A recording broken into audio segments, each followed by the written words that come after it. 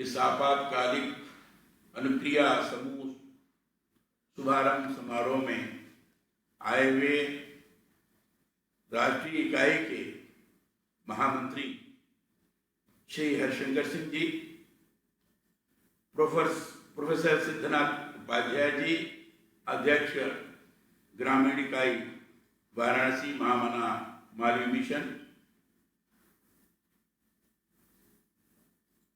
Professor Pradeep Kumar Mishra ji, महासचिव महामना Malviya mission ग्रामीण इकाई वाराणसी एवं समन्वयक मालवीय उद्यमिता संवर्धन केंद्र भारतीय प्रौद्योगिकी संस्थान काशी हिंदू विश्वविद्यालय, श्री मुनीश बिंदल उपाध्यक्ष महामना मालवीय मिशन ग्रामीण इकाई वाराणसी कोटा, ग्रामीण इकाई कोटा एवं अध्यापक राजस्थान तकनीकी विश्वविद्यालय कोटा, प्रोफेसर देवेंद्र भसीन जी उपाध्यक्ष महामना मालवीय मिशन देहरादून।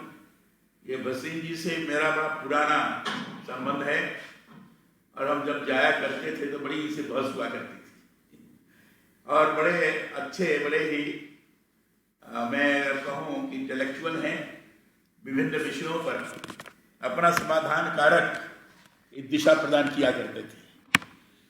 अविभाजित उत्तर प्रदेश में जब उत्तराखंड था तो मैं बहुत अधिक जाता था और उत्तराखंड बनाने में भी मेरा योगदान रहा है, मैं उसका कन्वीनर भी था। तो इसलिए देवेंद्र जी को देख कर पहले तो पहचान नहीं पाए, लेकिन जब बोलने लगे तब ध्यान में आ गया क्या चेहरा वगैरह, इसलिए मैं देवेंद्र जी को बड़ा बहुत ही धन्यवाद देता हूँ।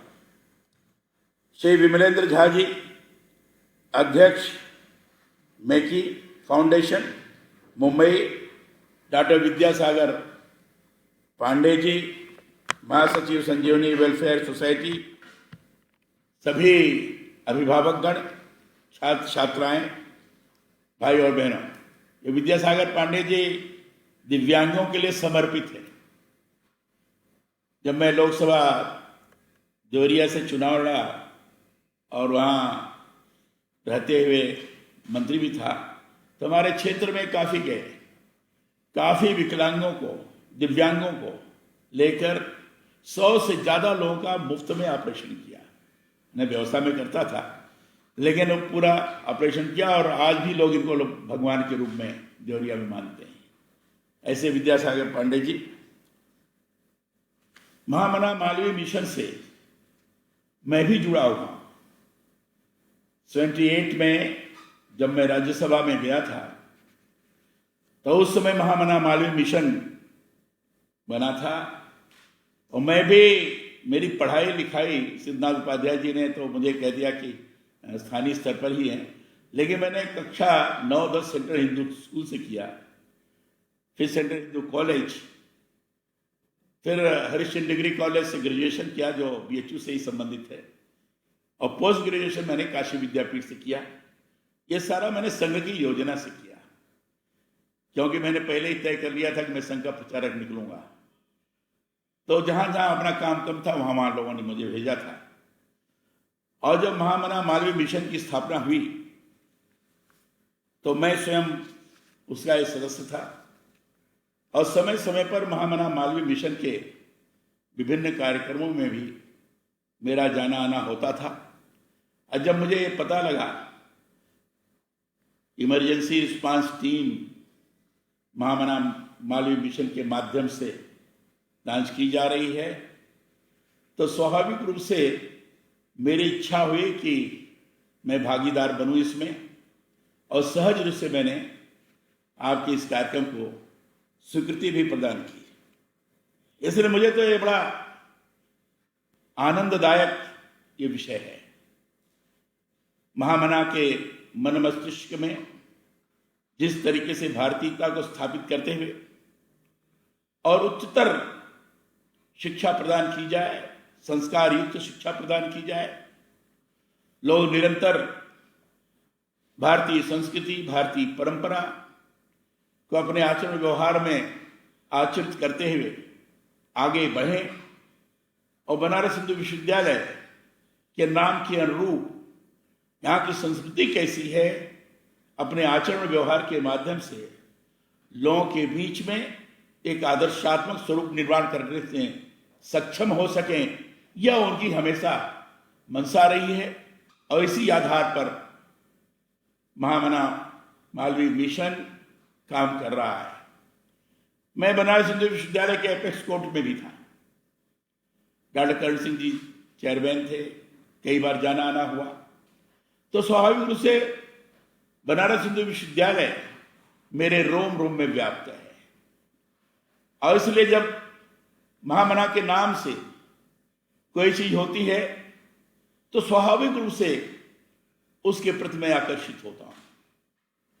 और ये बहुत स्वाभाविक है कि बनारस हिंदू विश्वविद्यालय के छात्र जो पूरे देश भर में, विश्व भर में फैले हुए हैं, उनको किसी न किसी रूप में महामना के विचारों के अनुरूप किस ढंग से जोड़ा जाए और उसके अनुरूप वो किस ढंग से आगे बढ़ करके काम कर सकें, इस दृष्टि से उनको दिशा प्रदान करने का प्रयास किया जाए। यह महामना मालवीय मिशन के माध्यम से किया गया। और जितने भी पूर्व छात्र हैं, जहां जहां भी काम कर रहे हैं, अब जैसे हमारे मनीष बिंदल जी कोटा में, राजस्थान में हैं, लेकिन महामना मालवीय मिशन से जुड़े हैं।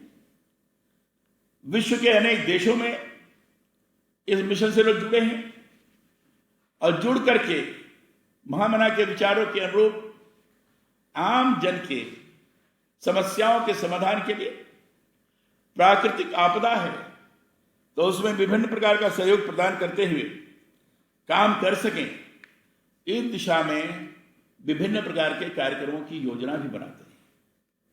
और उस योजना के अनुरूप लोगों के बीच में अपने आचरण व्यवहार के माध्यम से स्वयं में परिचय दे देते हैं कि बनारस हिंदू विश्वविद्यालय के हैं, महामना मालवीय मिशन के साथ जुड़े हुए हैं और महामना के विचारों के अनुरूप अपने आचरण व्यवहार के माध्यम से पूरी मानवता को अपने साथ जोड़ सकने में सक्षम है, संवेदनशील है। यह एक स्थिति महामना मालवीय मिशन के माध्यम से निर्माण करने की कोशिश की जाती है। नैतिक और आध्यात्मिक मूल्यों का ह्रास होता जा रहा है। महामना ने सबसे पहले जो आधार स्तंभ, अगर उनका देखेंगे शिक्षा के आधार स्तंभ में, तो उन्होंने कहा कि भारतीय परंपरा, भारतीय संस्कृति हमारे शिक्षा का आधार स्तंभ होगा और उसके अनुरूप ही आगे हम बढ़ेंगे। भारत विश्व गुरु के रूप में प्रतिष्ठित था, तो अपने इन आचरण व्यवहार और संस्कृति के और आध्यात्मिक और नैतिक मूल्यों के कारण था। वह नैतिक मूल्य और आध्यात्मिक मूल्य लोगों को सहज रूप से अनुभव हो सके, यह काशी हिंदू विश्वविद्यालय में सारी शिक्षा प्राप्त करने के साथ ही साथ लोग निर्माण कर सके। और इसको जो आज काफी अवमूल्यन उसका होता जा रहा है, तो उसको कैसे सक्षम और सुदृढ़ बनाया जाए, इस दिशा में भी काम करने की आवश्यकता है। और महामना मालवीय मिशन के माध्यम से ये चीज हो रही है, ये मैं कह सकता हूं। ये जैसे आप लोगों ने अपना प्रेजेंटेशन किया, डॉक्टर पीके मिश्रा जी ने, ये हमारे बिंदल जी ने, हमारे भसीन जी ने जो सारी बातें रही, हरिशंकर जी बोले लेकिन हम लोग सुन ही नहीं पाए, लाभान्वित नहीं हो पाए, ये दुर्भाग्य रहा।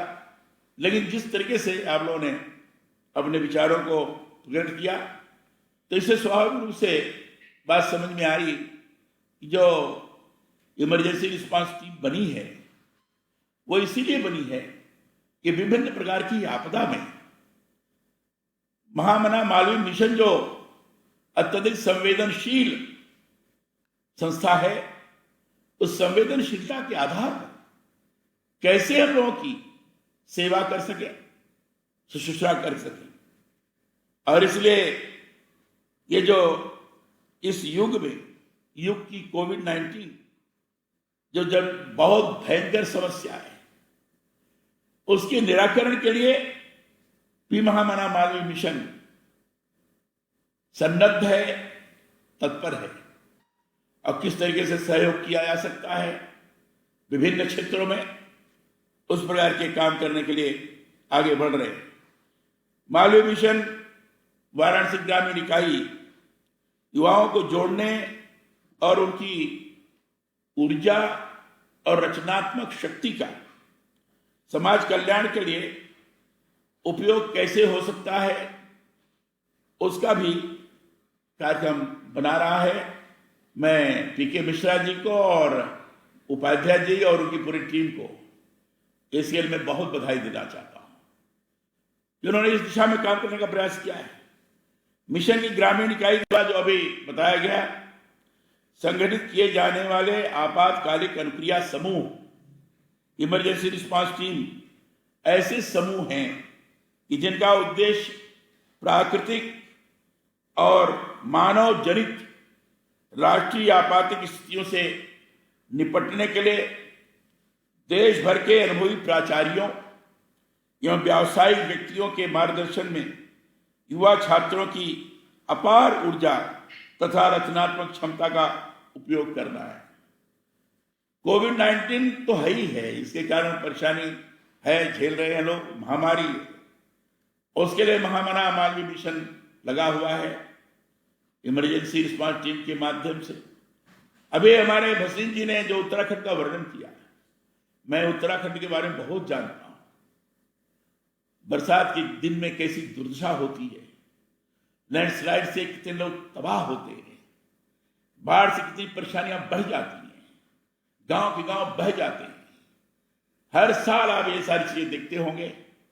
ऐसे पर्वतीय क्षेत्रों में किस ढंग से हम समाधान निकाल सकें, किस ढंग से अपने संवेदनशीलता का अनुभव वहां के आम जन को हम करवा सकें। अभी केरला में जिस तरीके से घटना हुई, जहां जहाज के कारण परेशानी हुई, वहां भी लैंडस्लाइड भयंकर हुआ, वहां भी भयंकर बाढ़ आ रही, पिछले बार भी हुई थी, इस बार भी भयंकर हुआ है। अब ऐसे ही सारे तरह देश के कई हिस्सों में यह दुर्दशा देखने को मिल रही है।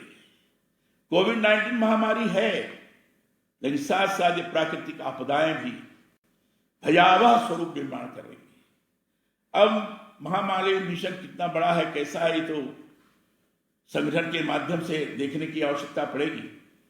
लेकिन इसमें जो जगह जगह लोग बने हुए हैं, उनके माध्यम से कैसे अधिकाधिक सहयोग लेकर हम मदद कर सकते हैं, यह एक बहुत आवश्यक है। और ऐसे समय में आपकी युवा टीम बहुत समर्पित भाव से जुड़ सकती है। उसका उपयोग कैसे किया जाए, इस दिशा में भी विचार करने की आवश्यकता है। यह प्रशंसनीय है कि इस समूह में छात्रों के परिजनों को भी सम्मिलित करने की योजना है। एक अच्छी बात आप कर रहे हैं कि उनके परिजनों को भी आप सम्मिलित कर रहे हैं। आपातकालिक अनुक्रिया समूह का गठन एक तरह का सामाजिक अभियांत्रिक प्रयास है, एक मैकेनिकल या टेक्नोलॉजिकल, इस दृष्टि से उस ढंग का प्रयास है कि अधिक से अधिक यंत्रवत लोग काम कर सकने की दृष्टि से सक्षम हो सकें। इसका एक प्रयास है जिसका मुख्य उद्देश्य युवाओं की रचनात्मक क्षमता का उपयोग आपातिक स्थितियों से निपटना है। साथ ही प्रदेश एवं केंद्र स्तर के संबंधित विभागों से सहयोग करना है। इन समूहों के सदस्यों को आपदा प्रबंधन क्षेत्र के विशेषज्ञों तथा प्राचार्यों द्वारा आपदा निराकरण हेतु अपनाई जाने वाली मानक संचालन प्रक्रियाओं और आपदा प्रबंधन के विभिन्न आयामों में प्रशिक्षित किया जा रहा है, ताकि वे आपातिक स्थिति में वे दूसरों की मदद करने के योग्य हो सके। साथ ही अन्य लोगों को प्रेरित तथा प्रशिक्षित भी कर सके। प्रारंभ में इन समूहों के सदस्यों का उपयोग कोविड-19 की महामारी से उत्पन्न समस्याओं के निराकरण के लिए किया जा रहा है। जो लक्ष्य है, लक्ष्य के अनुरूप आगे इस दिशा में बढ़ रहे हैं, ये इमरजेंसी रिस्पांस टीम बढ़ रही है, यह अत्यधिक प्रसन्नता का विषय है। इनके अनुभव का उपयोग बाढ़, अकाल, भूकंप, भूस्खलन जैसा मैंने पूर्व में बताया, प्रदूषण जैसी अन्य समस्याओं के अंतः दुष्प्रभावों के निराकरण के लिए भी अच्छी तरह से किया जा सकता है। इन समूहों में कार्य करने से छात्रों और स्वयंसेवकों में मानवीय मूल्यों की इस भावना को विकसित करने में भी मदद मिलेगी। श्री मुनीश बिंदल के नेतृत्व में कोटा परियोजना के अंतर्गत आपातकालिक अनुक्रिया समूह की बृहद श्रृंखला बनाई जा चुकी है। इन्होंने अपने प्रेजेंटेशन में पूरा दिखाया, मुझे अच्छा लगा। अभी कोटा में कोरोना के कारण तो नहीं जाना हो पाया, आना होगा मेरा, लेकिन इनके विश्वविद्यालय के तरफ से कई बार वार्ता तो हुई है। इनके विश्वविद्यालय ने कुछ वेबिनार भी करवाया, वो किया है मैंने, मैं उससे भागीदार रहा हूं। कोविड-19 की आपदा के समय इस टीम ने चिकित्सा एवं भोजन की त्वरित सहायता देने का उत्तम कार्य करा है। यह कार्य आज भी कम्युनिटी किचन के रूप में चल रहा है। मिशन की मदद से रोटी बैंक को प्रौद्योगिकी संस्थान के केमिकल इंजीनियरिंग के 1991 के स्नातक अमेरिका वासी, जिसकी बात डॉक्टर पी.के. मिश्रा ने की थी, मनु टंडन ने 3 लाख रुपए की एक स्वचालित रोटी बनाने वाली मशीन भी उपलब्ध कराई, ताकि और अधिक लोगों को भोजन की व्यवस्था की जा सके। डॉक्टर विद्यासागर पांडे के नेतृत्व में संजीवनी वेलफेयर सोसाइटी ने वाराणसी एवं आसपास के जिलों में कमजोर वर्ग या दिव्यांगों के स्वास्थ्य की जांच के क्षेत्र में काफी अभिनव कार्य किया है। मैं इतना जरूर कहना चाहूंगा, डॉक्टर विद्यासागर पांडे ने जिस बात से कार्य किया है, मैंने इनसे आग्रह किया था, उसका एक वीडियो बनाया, एक डॉक्यूमेंट्री टाइप बनाया, शायद उन्होंने बनाया भी है। और बच्चों ने जिस तरह से वर्णन किया है, जो दिव्यांग बच्चे जिनका ऑपरेशन उन्होंने किया, अपने चिकित्सालय में रह करके जो जिनका ऑपरेशन हुआ और एक व्यक्ति को मुफ्त में खाना, मुफ्त में ऑपरेशन, ये जो करवाया उन्होंने, ये सही माने में जब उनकी बात आप सुनेंगे तो स्वयं आप बहुत द्रवित होंगे और बाकी के लोग बड़े आकर्षित होंगे।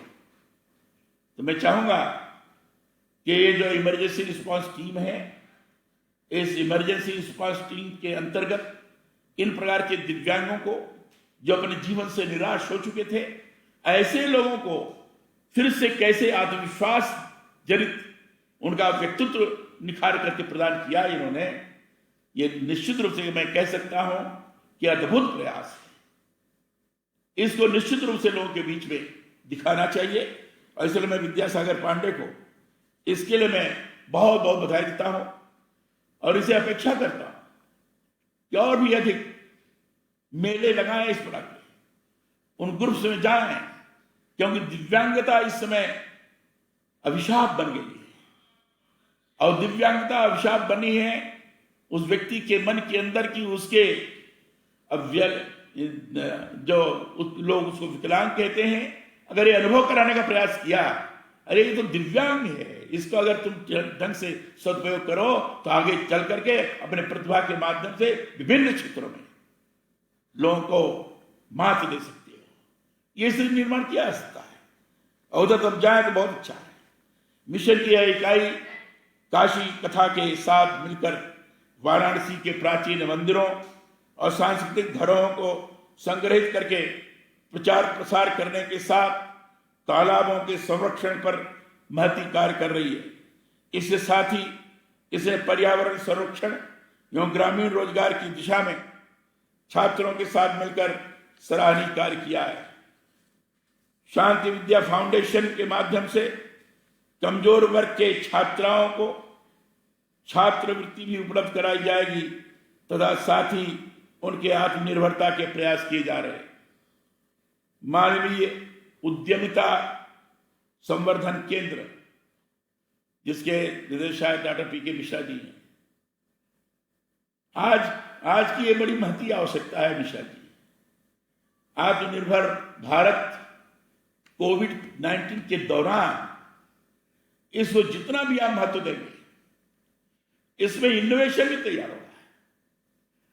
इनोवेटिव आइडियाज लेकर के नौजवान आ सकते हैं, उनको कैसे प्रोत्साहित किया जा सकता है। छोटी छोटी राशि के माध्यम से उनके इनोवेशन को एक मूर्त रूप प्रदान करते हुए उनके अंदर आत्मविश्वास का सृजन और आत्मनिर्भरता का भाव, ये निश्चित रूप से निर्माण हो सकता है। और वही वोकल फॉर लोकल और local for vocal, local for global, ये यही से तैयार हो सकता है और ये आत्मनिर्भर भारत का निर्माण कर सकता है। और इसलिए इस क्षेत्र में उद्यमिता संवर्धन केंद्र, भारतीय प्रौद्योगिकी संस्थान काशी हिंदू विश्वविद्यालय के अंतर्गत छात्रों को उचित प्रशिक्षण एवं कौशल विकास द्वारा उद्यमिता के लिए प्रेरित किया गया है। काशी हिंदू विश्वविद्यालय में इंक्यूबेशन सेंटर है, टेक्निकल इंक्यूबेशन सेंटर भी है, बिजनेस इंक्यूबेशन सेंटर भी है। हैंड ऑन ट्रेनिंग देकर इंटरमीडिएट के, ITI के बच्चों को हैंड ऑन ट्रेनिंग देकर कैसे तैयार किया जाए, इसको मिश्रा जी आपके माध्यम से बाकी जहां भी इंक्यूबेशन सेंटर खोले जा सकते हैं, उनको सहयोग प्रदान करते हुए यह विश्वास पैदा किया जा सकता है कि महीने भर की, 2 महीने की ट्रेनिंग के आधार पर तुम आत्मनिर्भर हो सकते हो, अपने पूरे परिवार को लगा सकते हो। भारत के प्रधानमंत्री जी को कल्पना है कि हमारा नौजवान जॉब सीकर न बने, जॉब प्रोवाइडर बने।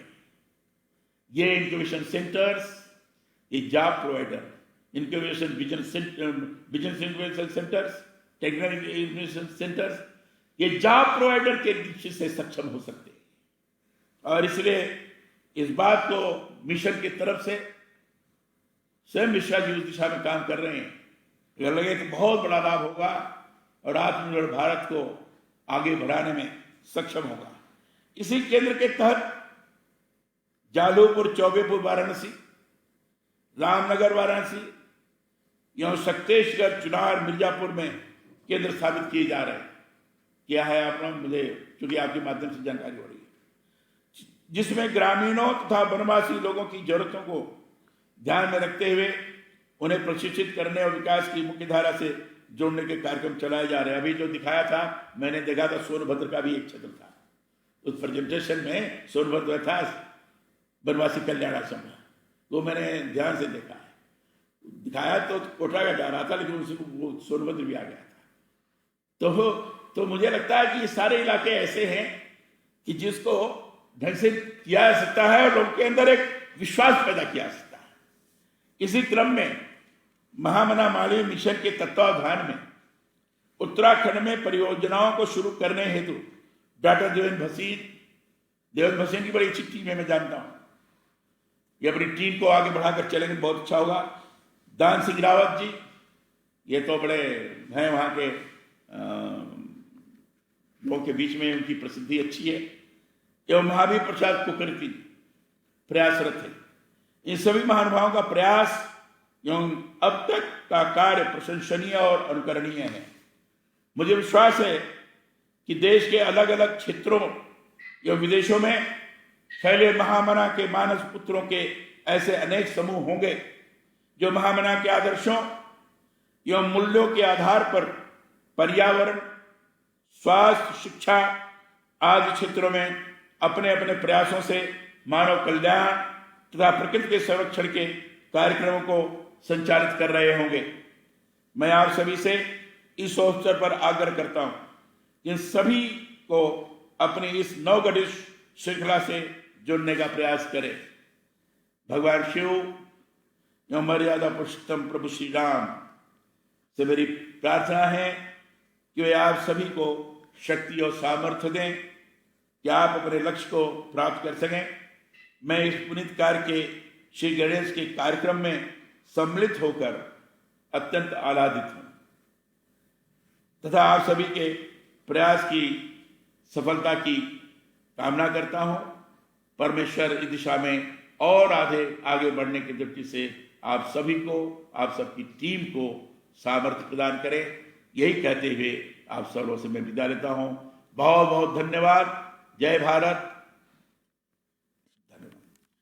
राम सर, आपके ही दिखाए हुए रास्ते पर चल के हम देवता के क्षेत्र में काम करना शुरू किए। जब आप कैबिनेट मिनिस्टर थे एमएसएमई में, तो आपने रिश्वत में हमें काम करने का मौका